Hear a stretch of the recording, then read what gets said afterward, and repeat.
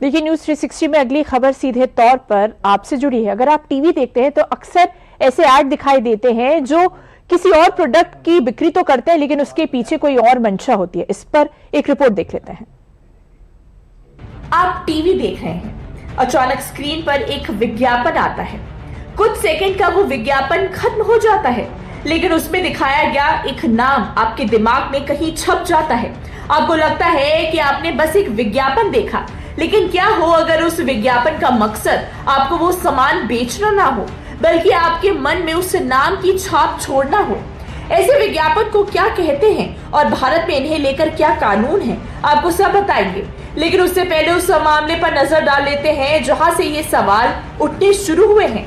दरअसल फिल्मी जगत के दिग्गज सितारे शाहरुख खान, अजय देवगन और टाइगर श्रॉफ के लिए एक विज्ञापन मुसीबत का सबब बनता दिख रहा है। Maharashtra food and drug administration यानी FDA ने शाहरुख खान, अजय देवगन और टाइगर श्रॉफ को कारण बताओ नोटिस जारी किया है। तीनों ही कलाकारों को ये नोटिस एक इलायची का ऐड करने के नाम पर जारी किया गया है। FDA का आरोप है कि असल में ये इलायची का ऐड नहीं, बल्कि पान मसाले का ऐड है, जो ग्राहकों के दिमाग में उस ब्रांड की छवि को मजबूत करता है। इस तरह के विज्ञापन को सरोगेट विज्ञापन कहा जाता है। खबरों के मुताबिक FDA ने 11 अगस्त को तीनों को नोटिस भेजकर विज्ञापन में उनकी भूमिका पर 15 दिन में जवाब और स्पष्टीकरण मांगा है। महाराष्ट्र सरकार ने 13 जुलाई 2026 को एक आदेश जारी किया था, जिसमें राज्य में तंबाकू या निकोटीन युक्त पान मसाला के उत्पादन, भंडारण, परिवहन, वितरण और बिक्री पर 1 साल की रोक लगा दी गई थी, जिसके तहत सरकार और प्रशासन राज्य में इसके रोकथाम के लिए कड़े कदम उठा रही है। ऐसे में अगर इलायची का विज्ञापन असल में पान मसाला का प्रचार है, तो ये सीधे तौर पर सरकारी आदेश का उल्लंघन है। FDA के मुताबिक इलायची का विज्ञापन वास्तव में पान मसाला का सरोगेट प्रचार है। FDA के मुताबिक इलायची के विज्ञापन में इस्तेमाल की गई ब्रांडिंग, रंग और प्रेजेंटेशन को इस तरह तैयार किया गया है कि वो संबंधित पान मसाला ब्रांड के तौर पर लोगों के दिमाग तक पहुंचे। इसमें नाम को लेकर भी आपत्ति जताई गई है। नोटिस में कहा गया है, जिस नाम से पान मसाला का ब्रांड है, उसी नाम से इलायची का प्रचार कर प्रतिबंधित उत्पाद के बारे में लोगों को बताया जा रहा है। महाराष्ट्र में पान मसाला और तंबाकू से जुड़े उत्पादों की बिक्री, निर्माण, वितरण और विज्ञापन पर सख्त कंट्रोल है। FDA का कहना है कि ऐसे विज्ञापन सार्वजनिक स्वास्थ्य के लिए हानिकारक उत्पादों के प्रचार का काम करते हैं। आपने टीवी पर ऐसा विज्ञापन जरूर देखा होगा, जिसमें नाम तो इलायची, पानी या म्यूजिक का लिया जाता है, लेकिन ब्रांड देखते ही लोगों को किसी दूसरे प्रोडक्ट की याद आ जाती है। इन्हीं को सरोगेट विज्ञापन कहा जाता है।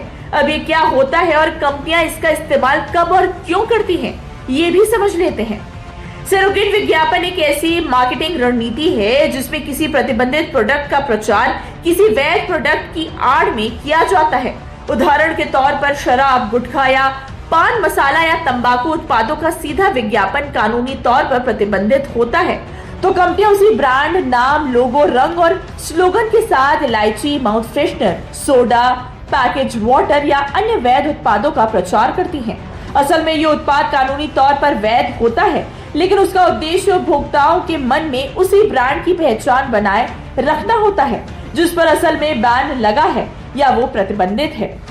हालांकि भारत में सिगरेट और अन्य तंबाकू उत्पाद अधिनियम और केंद्रीय उपभोक्ता संरक्षण प्राधिकरण के नियमों के तहत प्रतिबंधित उत्पादों के प्रत्यक्ष और अप्रत्यक्ष विज्ञापनों पर रोक है, लेकिन इस तरह के विज्ञापन नियमों में मौजूद कमियों का फायदा उठाकर प्रतिबंधित प्रोडक्ट को अप्रत्यक्ष रूप में बढ़ावा देते हैं।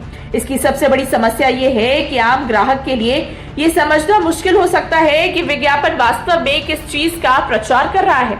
सामने इलायची या माउथ फ्रेशनर दिखता है, लेकिन ब्रांड की पहचान किसी दूसरे प्रोडक्ट से जुड़ी हो सकती है, जिसको लेकर महाराष्ट्र FDA ने शाहरुख खान, अजय देवगन और टाइगर श्रॉफ को कारण बताओ नोटिस जारी किया है, जिसको लेकर सियासी गलियारे से भी प्रतिक्रियाएं सामने आ रही हैं।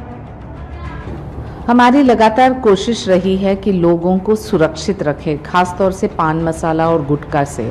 हमारे नेता आदरणीय एकनाथ जी शिंदे, तुकाराम मुंडे जी और FDA की टीम को भी मिले हैं, और ये टारगेटिंग नहीं है ऑफ सेलिब्रिटीज़, लेकिन रोल मॉडल्स को भी सोचना चाहिए कि जब वो कोई गुटखा और ऐसे पदार्थ को सपोर्ट कर रहे हैं, एंडोर्स कर रहे हैं, तो समाज में ये सही एक मैसेजिंग नहीं जाता है। ऐसे विज्ञापनों का मकसद भले ही कागज पर किसी वैध प्रोडक्ट का प्रचार करना हो, लेकिन अगर उसकी ब्रांड पहचान किसी प्रतिबंधित उत्पाद से जुड़ी है तो सवाल सिर्फ विज्ञापन का नहीं बल्कि नियमों की मंशा और उनके असर का भी है। ऐसे में जरूरत है कि कानून में मौजूद इन कमियों को दूर किया जाए ताकि विज्ञापन के नाम पर प्रतिबंधित उत्पादों का अप्रत्यक्ष प्रचार जारी न रह सके।